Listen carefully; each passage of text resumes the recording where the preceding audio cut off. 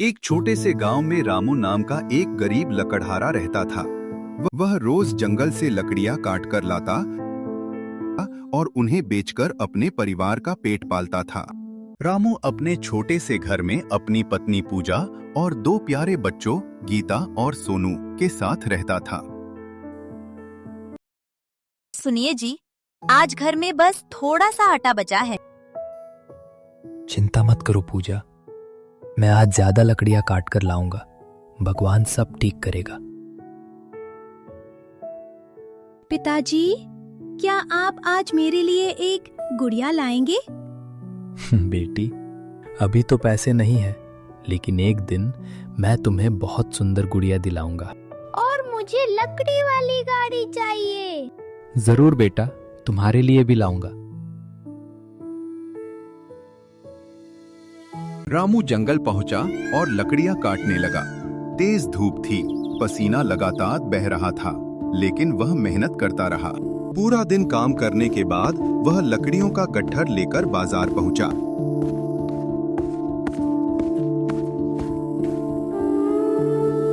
व्यापारी बोला, रामू, आज तुम्हारी लकड़ियों के सिर्फ 100 रुपए मिलेंगे। सिर्फ 100 रुपए? मैंने पूरे दिन मेहनत की है। अगर बेचनी है तो बेचो, नहीं तो वापस ले जाओ। मजबूरी में रामू ने लकड़ियां बेच दी और उदास मन से घर लौट आया।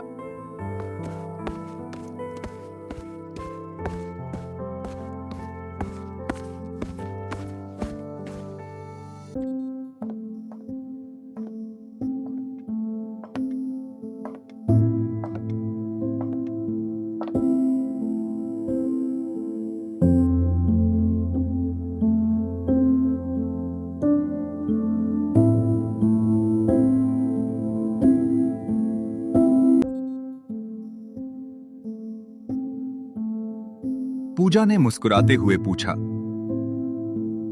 आ गए आप? क्या आज लकड़ियां बेच आए? आज कितने पैसे मिले? रामू ने उदास होकर कहा, हाँ, लकड़ियां बेच आया हूँ, लेकिन आज सिर्फ 100 रुपए ही मिले हैं। इतने पैसों से घर कैसे चलेगा? उस रात रामू देर तक जागता रहा। वह अपने बच्चों के भविष्य के बारे में सोच रहा था। हे भगवान, मैं इतनी मेहनत करता हूँ, क्या कभी मेरे बच्चों की जिंदगी बदलेगी?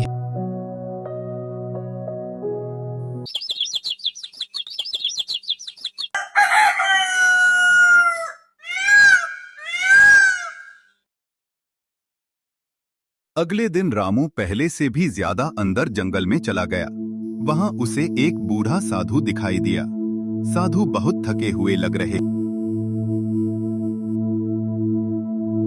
जैसे ही रामू साधु के पास पहुंचा, साधु ने उसकी ओर देखकर कहा, बेटा, क्या मुझे थोड़ा पानी मिलेगा? रामू ने कहा, क्यों नहीं बाबा। रामू ने अपने थैले से पानी की बोतल निकाली और बाबा को दे दी। बाबा ने पानी पिया। पानी पीने के बाद उन्होंने सुकून की एक लंबी सांस ली और बोले, बेटा, तुम बहुत दयालु और नेक दिल इंसान हो। भगवान तुम्हारी मेहनत का फल अवश्य देगा। इतना कहकर बाबा वहां से चल दिए। रामू उन्हें जाता हुआ देखता रहा। कुछ ही दूर पहुंचने पर अचानक एक तेज रोशनी चमकी। रोशनी इतनी प्रबल थी कि रामू की आंखें कुछ क्षणों के लिए चौंधिया गईं। जब उसने दोबारा नजर उठाकर देखा तो बाबा वहां नहीं थे। वे रहस्यमय ढंग से गायब हो चुके थे।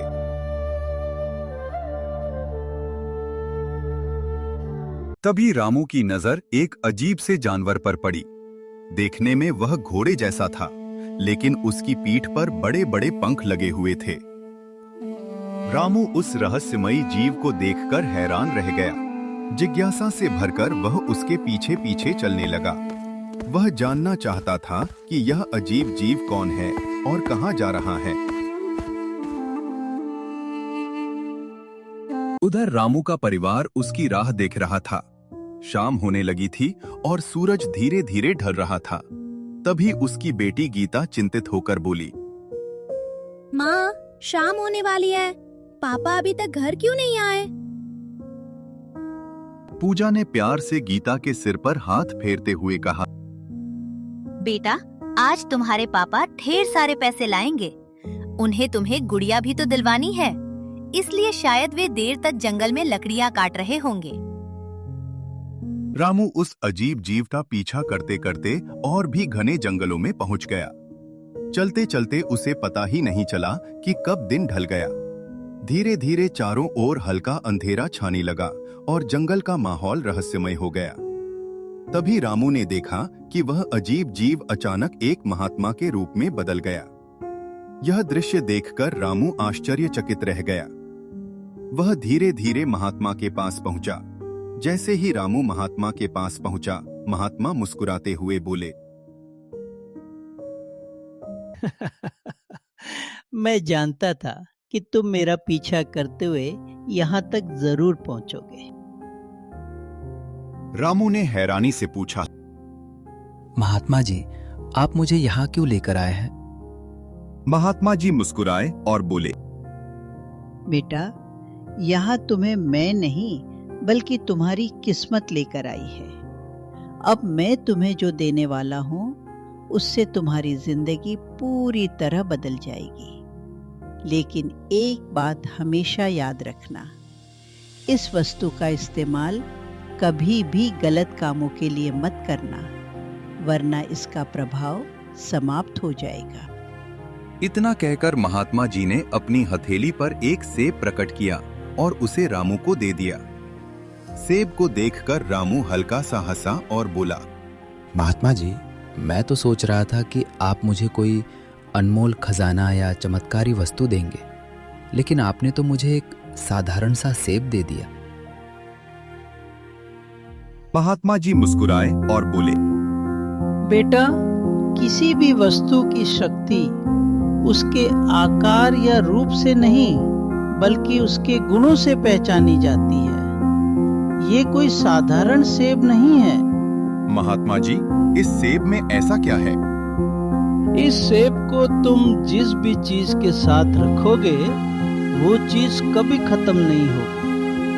लेकिन याद रखना, इसका उपयोग केवल अच्छे और नेक कामों के लिए करना। सेब के बारे में सब कुछ बताने के बाद महात्मा जी ने रामू से कहा, बेटा, अब तुम घर चले जाओ। रात भी बहुत हो चुकी है।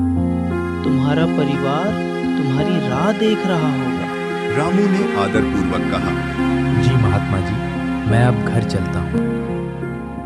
इतना कहकर रामू ने महात्मा जी को प्रणाम किया और अपने घर की ओर चल दिया। रात गहरा चुकी थी, लेकिन उसके मन में उत्सुकता और आशा की एक नई किरण जग चुकी थी। रात का 1 बज चुका था। रामू अपने घर के पास पहुंच चुका था। उसके मन में कई सवाल उठ रहे थे। वह सोच रहा था कि क्या सचमुच वह सेब चमत्कारी है? क्या महात्मा जी की बातें सच होंगी? और क्या यह सेब उसकी किस्मत बदल पाएगा? इन सवालों के साथ रामू धीरे धीरे अपने घर की ओर बढ़ने लगा। घर के अंदर जाते ही रामू ने देखा कि उसके दोनों बच्चे गीता और सोनू सो चुके थे, लेकिन उसकी पत्नी पूजा अभी भी जाग रही थी। रामू को देखते ही पूजा जल्दी से उसके पास आई और चिंतित होकर बोली, आप कहाँ रह गए थे? आपको इतना देर हो गई, हम सब आपकी चिंता कर रहे थे। रामू बोला, पूजा, आज जंगल में मेरे साथ बहुत अजीब घटना हुई है, जिसकी वजह से मैं आज लकड़ी भी नहीं काट पाया। रास्ते भर में उसी घटना के बारे में सोचता रहा। मुझे अभी तक विश्वास नहीं हो रहा कि मेरे साथ ऐसा भी हो सकता है। फिर रामू ने पूजा को जंगल में हुई पूरी घटना के बारे में विस्तार से बताया। उसने महात्मा जी से हुई मुलाकात, उनकी कही हुई बातें और दिन भर की सारी घटनाएं एक एक करके पूजा को सुनाई। रामू की बातें सुनकर पूजा भी हैरान रह गई और सोच में पड़ गई। दोनों देर रात तक उसी घटना के बारे में चर्चा करते रहे। सब कुछ बताने के बाद रामू ने कहा, पूजा, घर में कुछ पैसे रखे हैं? पूजा बोली, हाँ, कुछ पैसे रखे तो हैं। रामू बोला, जाओ, उन्हें लेकर आओ। पूजा अलमारी की तरफ गई और वहां से एक डिब्बा लेकर आई जिसमें कुछ पैसे रखे थे। उसने वह डिब्बा रामू के सामने रख दिया। पूजा ने आश्चर्य से पूछा, इतनी रात को इन पैसों का क्या करोगे जी? रामू बोला, इन पैसों में मैं उस जादुई सेब को रखूंगा। अगर उसमें सचमुच कोई शक्ति हुई तो ये पैसे सुबह तक कई गुना बढ़ जाएंगे। रामू ने सावधानी से उस सेब को पैसों वाले डिब्बे में रख दिया। फिर रामू और पूजा दोनों अपने अपने मन में कई तरह की उम्मीदें और सवाल लिए बिस्तर पर चले गए।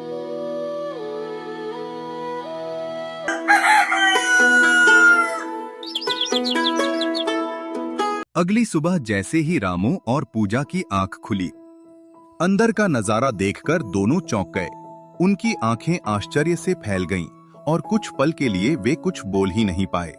उन्हें अपनी आंखों पर विश्वास नहीं हो रहा था कि रात भर में ऐसा कैसे हो सकता है। दोनों एक दूसरे का चेहरा देखने लगे और उनके मन में उत्सुकता के साथ साथ कई सवाल भी उठने लगे। उनके दोनों बच्चे भी उठकर बैठ गए। रामू बोला, इस सेब में तो सचमुच रहस्यमयी शक्तियां हैं। देखो, इसने तो थोड़े से पैसों को रुपयों के ढेर में बदल दिया है। मुझे अपनी आंखों पर विश्वास ही नहीं हो रहा। ऐसा चमत्कार मैंने आज तक कभी नहीं देखा। पूजा बोली, चलो जी, अब जल्दी से इन पैसों और इस सेब को कहीं सुरक्षित जगह छिपा देते हैं। अगर किसी को इसके बारे में पता चल गया तो बड़ी मुसीबत खड़ी हो सकती है। हमें बहुत सावधानी से काम लेना होगा। रामू ने सारा पैसा एक बोरे में भरकर घर के एक सुरक्षित और गुप्त स्थान पर छिपा दिया।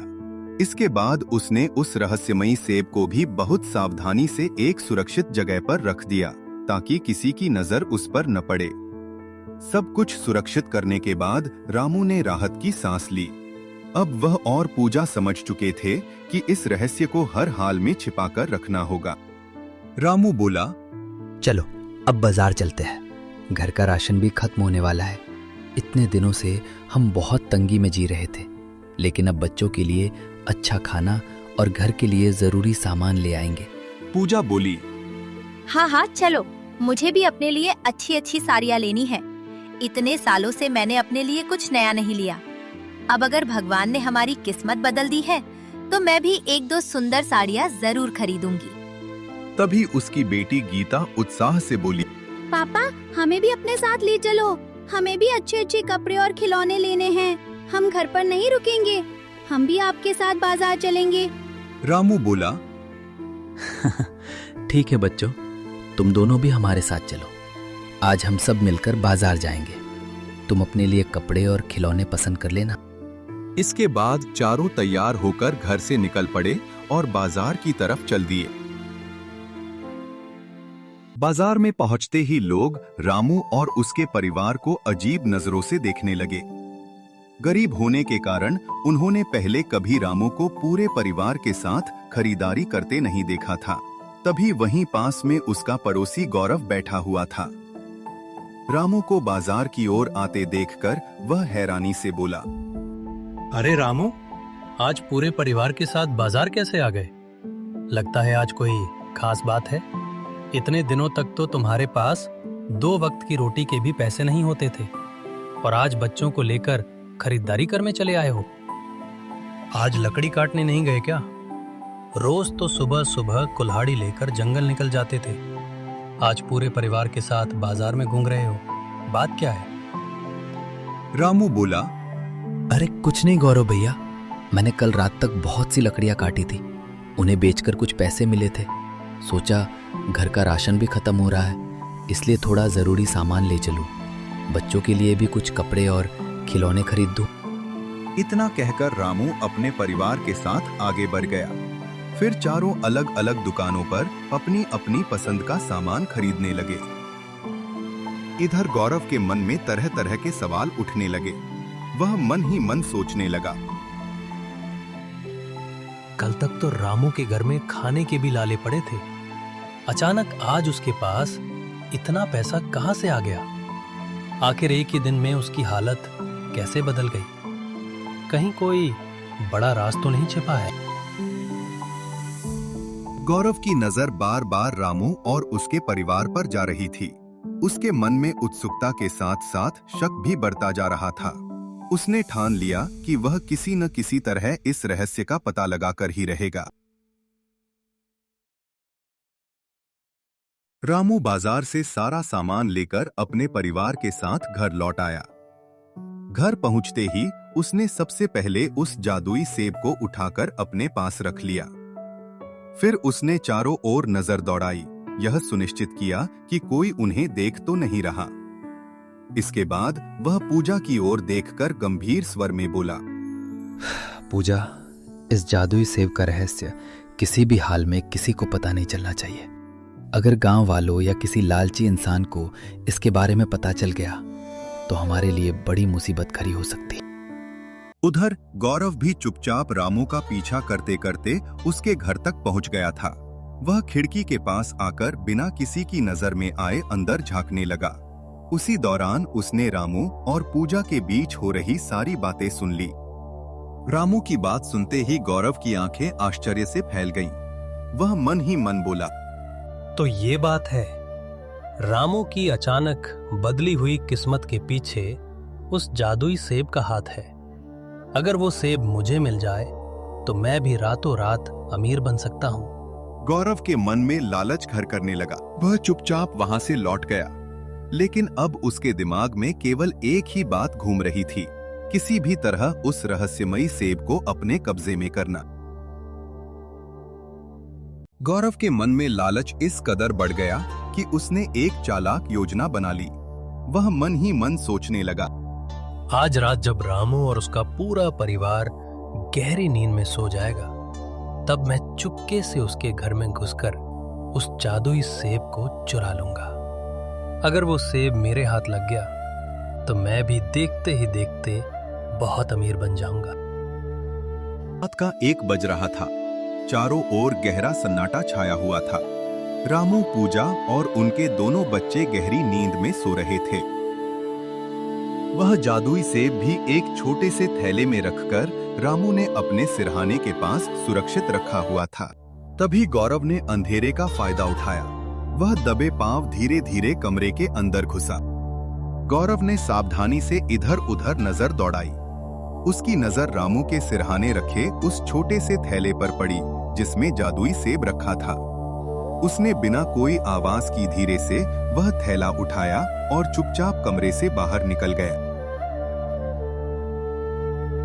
घर से बाहर आते ही उसने राहत की सांस ली और मन ही मन बोला, आखिरकार वह जादुई सेब मेरे हाथ लग ही गया। अब मेरी किस्मत भी बदल जाएगी।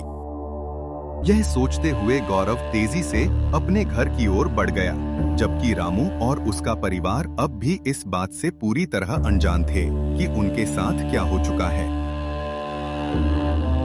गौरव को अमीर बनने की बहुत जल्दी थी।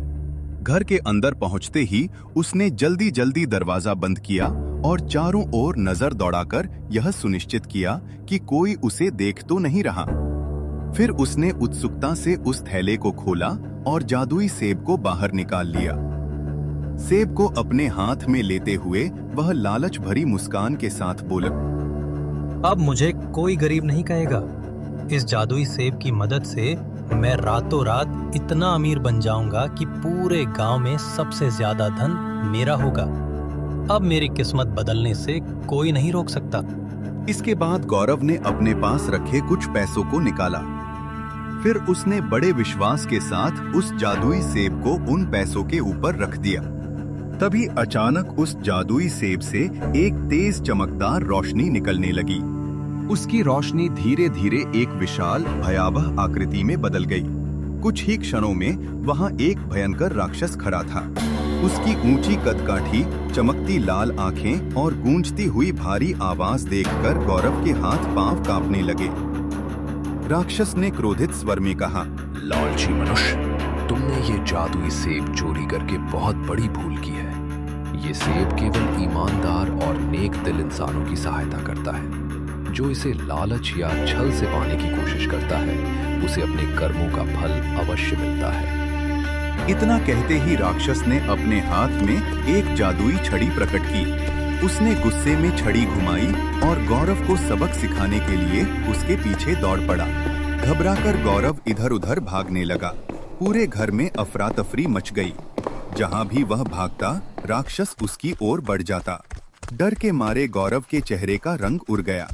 वह कांपते हुए राक्षस के सामने हाथ जोड़कर गिर पड़ा और बोला, मुझे माफ कर दो महाराज, मुझसे बहुत बड़ी गलती हो गई। लालच। राक्षस क्रोधित स्वर में बोला, मैं तुम्हें एक आखिरी मौका देता हूँ। अभी इसी समय ये जादुई सेब रामू को वापस लौटा दो और अपनी चोरी की सच्चाई उसके सामने स्वीकार कर लो। अगर तुमने ऐसा नहीं किया तो तुम्हारा लालच ही तुम्हारे लिए सबसे बड़ा अभिशाप बन जाएगा। मैं आपकी आज्ञा का पालन करूंगा। अभी इसी क्षण ये सेब रामू को वापस कर दूंगा और अपनी गलती के लिए उससे क्षमा भी मांगूंगा। राक्षस क्रोधित स्वर में बोला, ठीक है, अभी मैं चलता हूँ, लेकिन याद रखना, अगर तुमने ये जादुई सेब रामू को वापस नहीं किया तो मैं फिर लौट कर आऊंगा। उस समय तुम्हें अपनी गलती की बहुत बड़ी सजा भुगतनी पड़ेगी। तभी वह राक्षस एक तेज चमक के साथ फिर से जादुई सेब में बदल गया। गौरव ने कांपते हुए उस सेब को सावधानी से उठाया, उसे थैले में रखा और मन ही मन अपनी गलती पर पछताने लगा। फिर उसने दृढ़ निश्चय किया कि अब वह चोरी का सामान उसके असली मालिक को वापस करेगा। यह सोचकर वह जादुई सेब वाला थैला लेकर रामू के घर की ओर चल पड़ा। सुबह हो चुकी थी।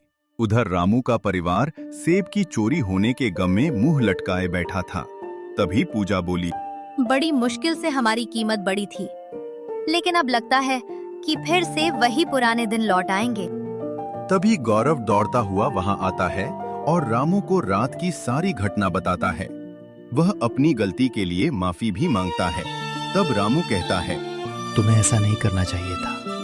खैर कोई बात नहीं, जब तुम्हें अपनी गलती का एहसास हो गया है तो ठीक है। फिर रामू घर के अंदर से रुपयों की एक थैली लेकर आता है और उसे गौरव को देते हुए कहता है, ये लो, ये रुपए रख लो, इनसे अपना कुछ काम चला लेना।